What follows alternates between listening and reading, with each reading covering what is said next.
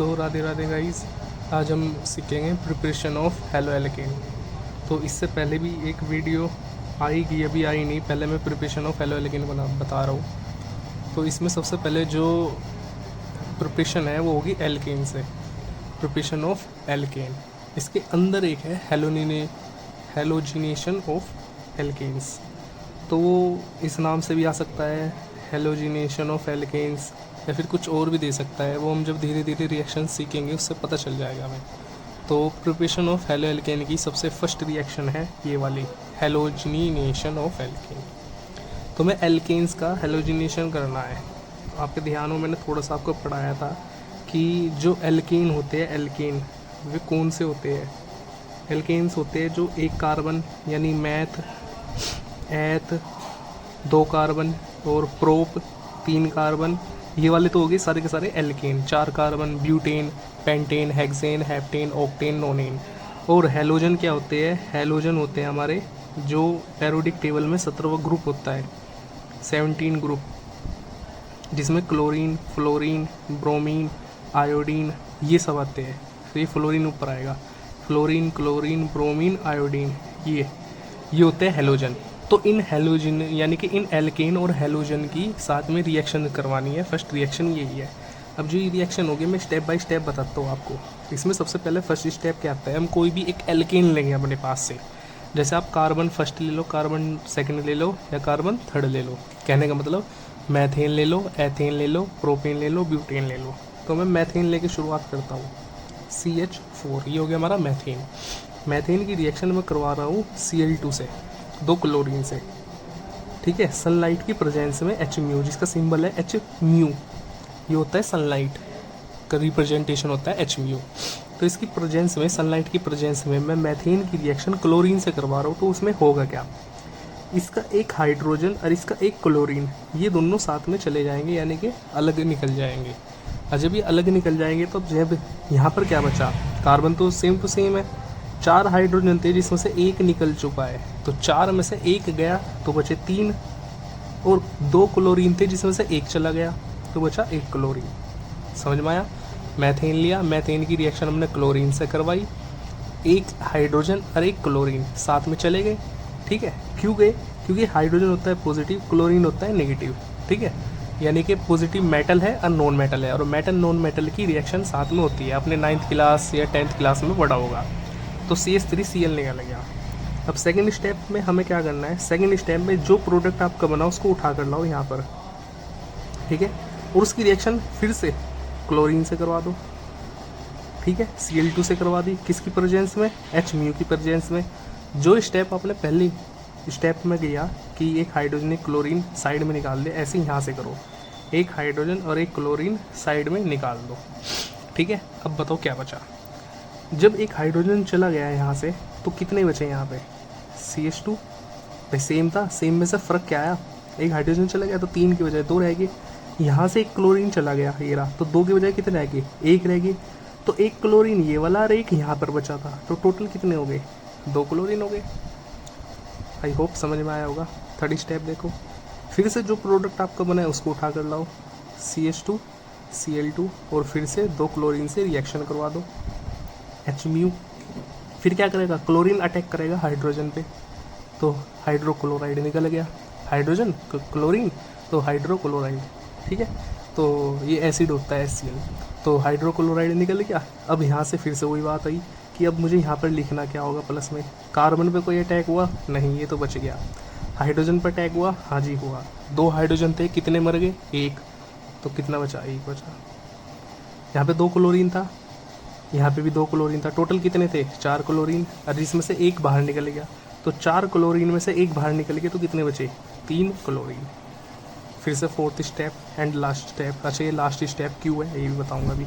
इसको प्रोडक्ट को उठा के लाओ, फिर से 2 क्लोरीन के साथ रिएक्शन करवाओ, फिर से H म्यू के साथ H म्यू की प्रेजेंस में क्या होगा, एक हाइड्रोजन और एक क्लोरीन, प्लस हाइड्रोजन तो खत्म, यहाँ से एक ही था, एक ही चला गया तो C बचा। यहाँ पर क्लोरीन कितने थे, 3 थे, और 3 और 2 टोटल 5 थे, यार 5 में से एक बाहर चला गया तो बचे कितने, 4, तो यहाँ पे 3, यहाँ पे 4 आएगी, ठीक है। अब फिफ्थ स्टेप, नहीं हो सकता। क्यों नहीं हो सकता? बिकॉज ये स्टेप जब तक हो सकते थे जब तक यहाँ पर हाइड्रोजन था कार्बन के पास।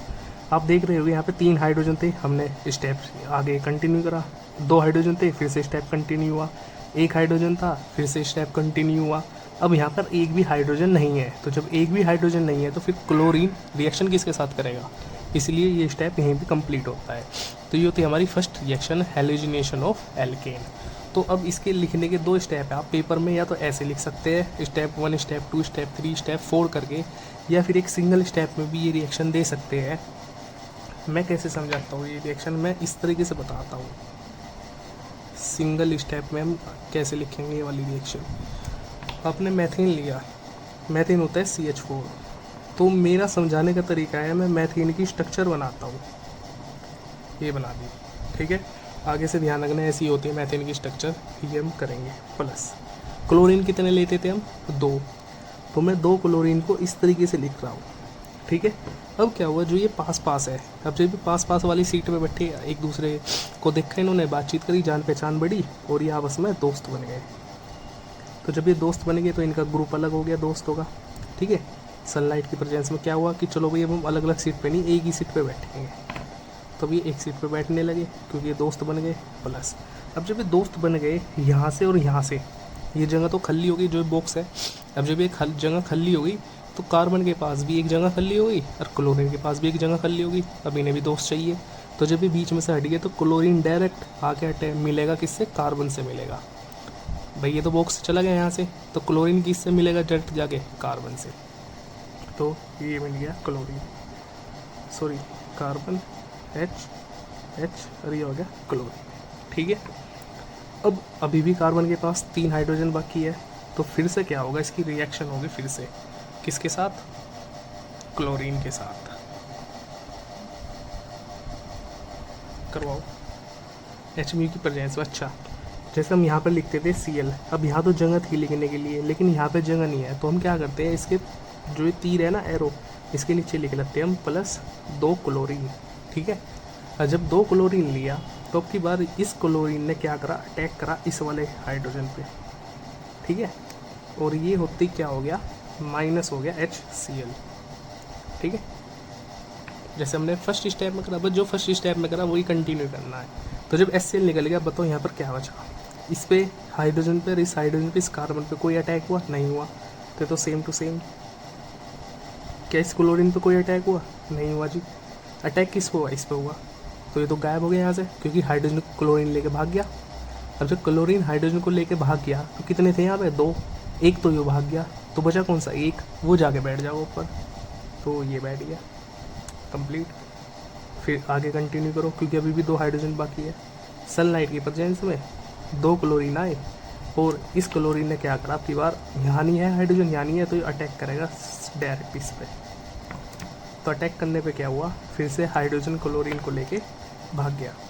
और भागने के बाद क्या हुआ, क्या इस पे कोई फ़र्क पड़ा? ये 3 तो आराम से बैठे थे, तो हाइड्रोजन, कार्बन, ये क्लोरीन, फ़र्क क्या हुआ यहाँ? एक बंदा गायब है यहाँ से, कौन? हाइड्रोजन। तो जब हाइड्रोजन गायब है उसकी जगह पे कौन आएगा? क्लोरीन, क्योंकि 2 थे क्लोरीन, एक तो चला गया हाइड्रोजन के साथ और दूसरे वाला यहाँ पर आगे बैठेगा, ये रहा Cl, ठीक है। अभी भी एक हाइड्रोजन बाकी है, तो स्टेप कंटिन्यू करो। सनलाइट की प्रेजेंस में 2 क्लोरीन की रिएक्शन करवाई और एक HCl निकल गया। अब की बार ये क्लोरीन डायरेक्ट इस पर अटैक करेगा, तो एक HCl निकल गया, तो कौन बचा है? बार कार्बन पे कुछ नहीं हुआ, एक क्लोरीन पे कुछ नहीं हुआ, इस वाले पे भी कुछ नहीं हुआ, इस पर भी कुछ नहीं हुआ, यहाँ से हाइड्रोजन गायब। तो पहले वाला क्लोरीन तो हाइड्रोजन लेके निकल लिया, तो बचा कौन सा? दूसरे वाला, तो दूसरा इस पर आ गया। तो ये है सिंगल स्टेप रिएक्शन। और ऐसे ही आप कॉपी में लिख के समझो और पेपर में भी करके आओगे, कोई प्रॉब्लम नहीं है। डायरेक्ट लिखना हो तो ऐसे लिख लो, अगर आपके डायरेक्ट याद है तो CH4 +2 क्लोरीन, सनलाइट की प्रेजेंस में -HCl, ऐसे जैसे ये हाइड्रोजन निकला था, बचा क्या? CHCl3। फिर क्या करोगे, सनलाइट की प्रेजेंस में 2 क्लोरीन के साथ रिएक्शन करवाई, एक HCl निकल गया, तो यहाँ पे मैंने गलत लिख दिया था, तो CH2Cl2। फिर से आप रिएक्शन करवाओगे 2 क्लोरीन के साथ, एक HCl निकल गया, तो यहाँ पे CHCl3। फिर से आप सनलाइट की प्रेजेंस में 2 क्लोरीन के साथ रिएक्शन करवाओगे, एक HCl निकल गया तो CCl4 बन गया। बस ये थी सिंपल सी रिएक्शन, ये करनी है आपको, ठीक है। तो ये बैठ गई आपकी पहली रिएक्शन।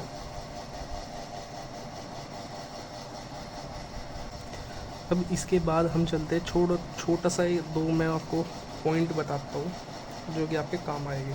क्या, ये देखिए, क्या आपको पता है कि सिमेट्रिक एल्कीन कैसे होते हैं? सिमेट्रिक, एक तो पता कैसे चलेगा, नाम बिल्कुल ध्यान से पढ़ा करो कि कहना क्या चाह रहा है।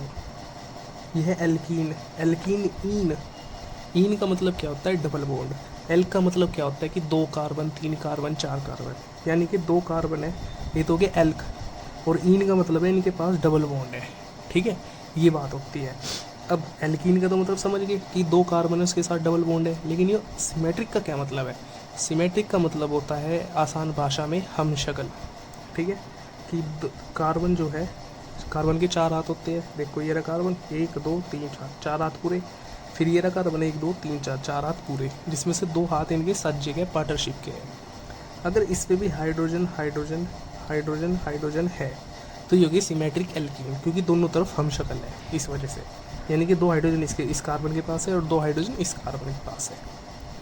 अगर ये ऐसे हो यहाँ पर कि CH3 और यहाँ पर आ गया C2H5 और इस कार्बन पर आ गया C2H5 और यहाँ आ गया CH3, तो ये भी सिमेट्रिक एल्कीन है, बिकॉज इस कार्बन पे एक मैथेन और एक एथेन है और इस कार्बन पर भी एक मैथेन और एक एथेन है, तो इसलिए ये हो गया symmetric alkene.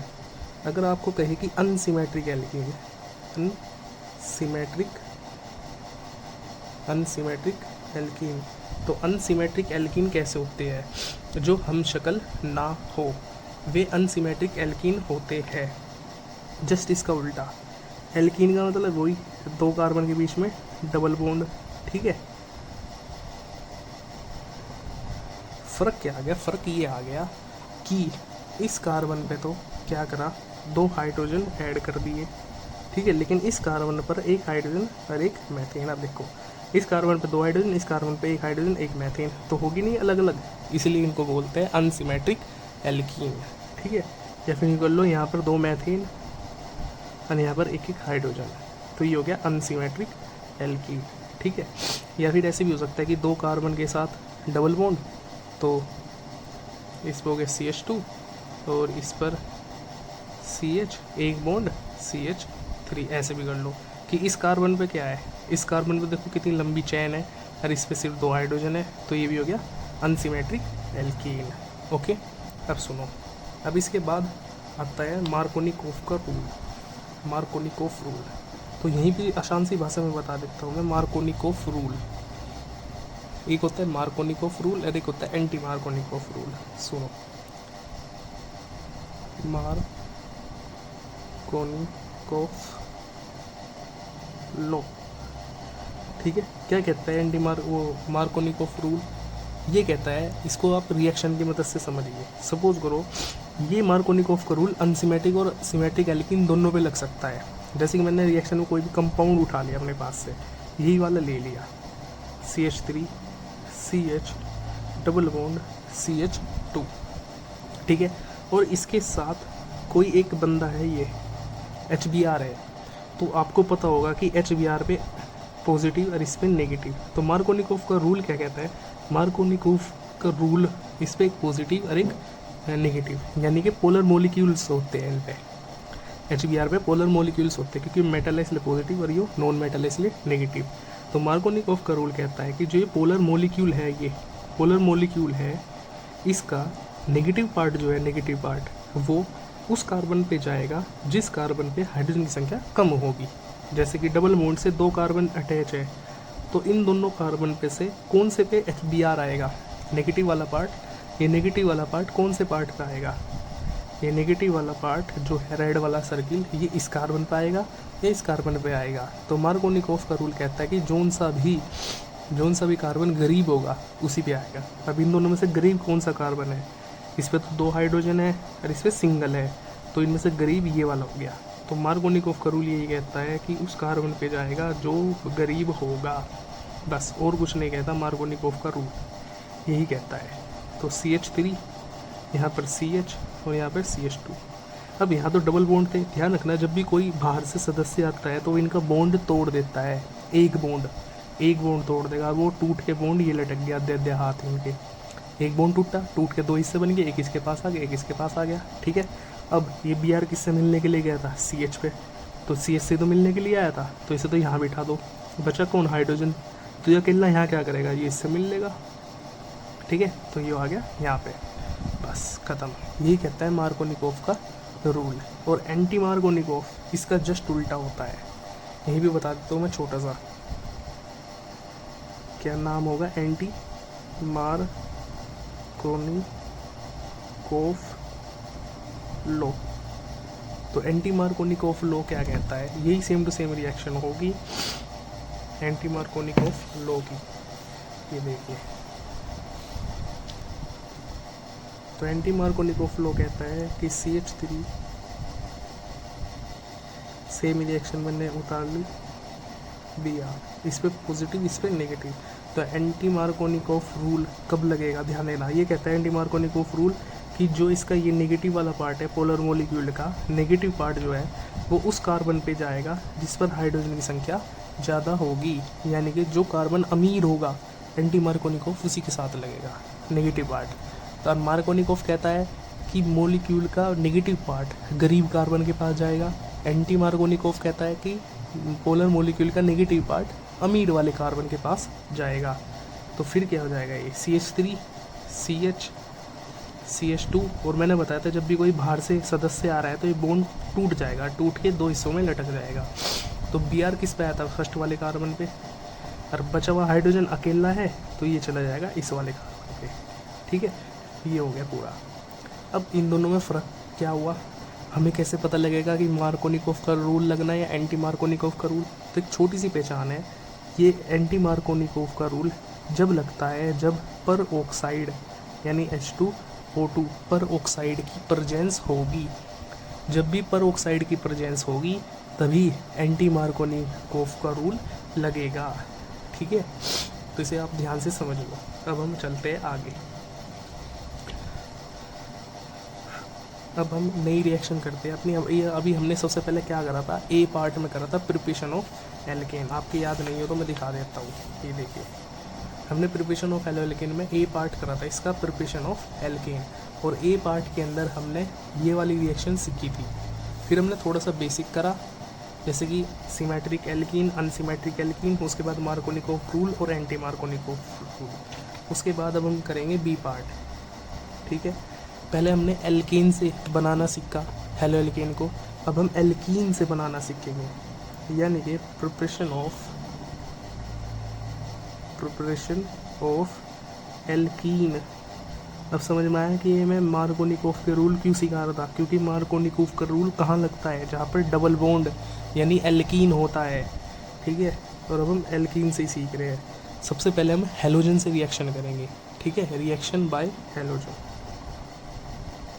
Reaction by halogen, reaction by halogen. तो देखते हैं क्या करेंगे। मान लो मैंने ये एग्जाम्पल लिखा, देखो ये आपको याद ही रखने पड़ेंगे, बाकी तो वो क्वेश्चन वाला आपको बता देगा, ठीक है। और इसकी सबसे पहले तो आप मुझे बताओ कि ये कैसे वाला एल्कीन है, यानी कि सिमेट्रिक एल्कीन है या अनसिमेट्रिक एल्कीन है। वेरी गुड, आपने पता लगा लिया कि ये हम शक्ल है।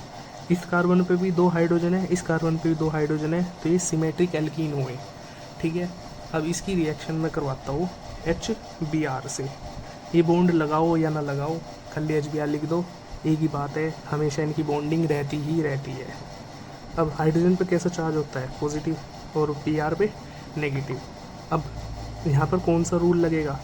यहाँ पर पेरोक्साइड तो लिखा ही नहीं है, तो हम कौन सा रूल लगाएंगे यहाँ पर बताओ? मार्कोनिकोफ का। तो मार्कोनिकोफ का रूल क्या कहता था कि जो पोलर मॉलिक्यूल है, ये रहा पोलर मॉलिक्यूल, उसका जो नेगेटिव पार्ट है वो उस कार्बन पे जाएगा जो गरीब होगा। यहाँ पर बताओ गरीब कौन है? कोई भी नहीं। इस पर भी 2 हाइड्रोजन, इस पर भी 2 हाइड्रोजन, यहाँ तो दोनों अमीर है। या यूँ कह लो कि दोनों ही गरीब है, तो आपकी मर्जी है, आप किसी भी भेज सकते हो, पहले पे या दूसरे पे, ठीक है। लेकिन जब ये जाएगा, ये क्या है CH2, तो हम इसे लिख सकते हैं CH2, या फिर ऐसे ही लिख लो आप तीर बना के, कोई फ़र्क नहीं पड़ता, ऐसे CH2। अब आधा बॉन्ड टूट गया। Br किस पे भेज रहा हूँ मैं, पहले पे। कोई कहेगा इस पे भेजना, तो भाई इस पे भेज दो, कोई फ़र्क नहीं पड़ता, इस पे आ जाएगा हाइड्रोजन। बस इतनी सी बात है। इसे समझते हैं हम अनसिमेट्रिक से, ठीक है। अगर मैं अनसिमेट्रिक एल्कीन लूँ तो क्या होगा, CH3 CH double bond CH2। इसका नाम बताओ, IUPAC नेम Br, इसका नाम होगा प्रोपीन। और ये क्या है, अनसिमेट्रिक एल्कीन, बिकॉज जो डबल बॉन्ड से जुड़े हुए कार्बन है, इस पर तो है 2 हाइड्रोजन, और इस कार्बन पे 1 हाइड्रोजन, और ये मैथेन, इसलिए ये हम शक्ल नहीं हुए, ठीक है। इस पर पॉजिटिव चार्ज, इस पर नेगेटिव चार्ज। अब बताओ कि ये नेगेटिव पार्ट कौन से कार्बन पे जाएगा। मार्कोनिकोव का रूल क्या कहता है, हाँ वेरी गुड। पोलर मॉलिक्यूल का नेगेटिव पार्ट उस कार्बन पे जाएगा जो गरीब है, यानी कि इस वाले पे। तो ये हो गया CH3 CH CH2, यहाँ पर आ गया Br, यहाँ पर आ गया H। बहुत अच्छे, वेरी गुड, ठीक है। अगर मैं यहीं पर इसी सेम रिएक्शन में पर ऑक्साइड लगा दूँ, यानी कि CH3 CH double bond CH2 HCl ले लेता हूँ, और मैंने लिख दिया यहाँ पर ऑक्साइड, तो ये नेगेटिव है पॉजिटिव, तो ये जो नेगेटिव वाला पार्ट है आपकी बार ये अमीर वाले के पास चला जाएगा। तो CH3 CH single bond CH2, और यहाँ पर तो आ गया Cl, और यहाँ पर आ गया H, कंप्लीट, ठीक है। अब बी पार्ट जो था प्रिपरेशन ऑफ एल्कीन, ये इसके अंदर पहली रिएक्शन ये है, कोई सी भी एक करनी है हमें, ठीक है, कोई बात नहीं। अब हम दूसरी सीखते हैं, दूसरी हम कैसे करेंगे। दूसरी होगी हमारी प्रिपरेशन ऑफ,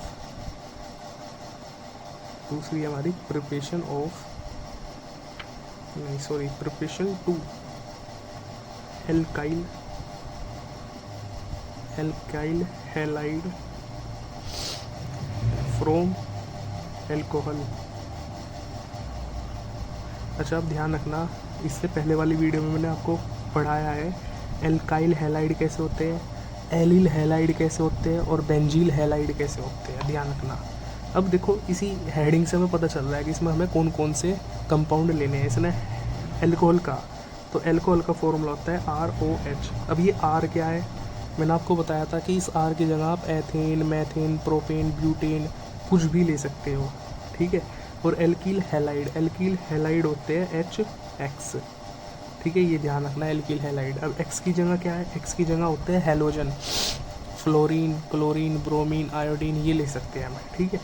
तो इसकी रिएक्शन करवानी है, तो जब रिएक्शन करवाएंगे तो क्या होगा, ये OH और H एल्कोहल है ना, तो एल्कोहल के साथ जब भी रिएक्शन होगी पानी ज़रूर निकलेगा, ये ध्यान रखना, पानी अलग ज़रूर हो जाएगा। तो जब ये और ये यहाँ से चले गए तो कौन कौन बचे, स्क्रीन पे दिख रहा होगा आपको R और X, बस ये 2 ही चीज़ बची, R और X, बस रिएक्शन कंप्लीट, यही करनी है पेपर में। अब R की जगह आप एग्जांपल कुछ भी ले सकते हो, मैथेन ले लो, तो मैंने CH3 ले लिया और OH प्लस H। X की जगह आप Cl ले लो, तो क्या हो गया, यहाँ से और यहाँ से पानी निकल जाएगा, और बचे हुए कंपाउंड आ जाएंगे, जैसे CH3 और यहाँ पर Cl। या फिर आप यहाँ पर मैथेन ले सकते हो, C2H5 प्लस H। X की जगह I ले लो या Br ले लो, कोई प्रॉब्लम नहीं है। तो ये OH और ये H पानी बन के निकल गया, प्लस C2H5, क्या बचा I। इसका नाम क्या होगा, क्लोरो, एक ही कार्बन है तो मैथेन, और इसका नाम आप बताओगे मुझे क्या होगा। और इस वीडियो में इतना ही, ठीक है। कल को हम इसका C पार्ट पढ़ेंगे। इस वीडियो में हमने 2 पार्ट पढ़े हैं। पहला preparation of alkene A part, जिसके अंदर हमने एक रिएक्शन पढ़ी थी मैथेन की क्लोरीन से, हेलोजिनेशन ऑफ एल्केन। उसके बाद हमने सिमेट्रिक अनसिमेट्रिक एल्कीन समझे, मार्कोनिकोव का रूल और एंटी मार्कोनिकोव का रूल समझा। उसके बाद हमने B पार्ट करा, ठीक है, preparation of alkene, B part के अंदर हमने फर्स्ट रिएक्शन जो करी वो हमने एल्कीन से करी थी, और सेकंड रिएक्शन हमने एल्किल हैलाइड की करी, एल्कोहल से एल्किल हैलाइड बनाया। ठीक है, तो आज के लिए बस इतना ही, और इसका रिवीजन करो। नेक्स्ट वीडियो में हम इसका रिवीजन करेंगे, फिर आगे पढ़ेंगे इंपॉर्टेंट रिएक्शन। राधे राधे।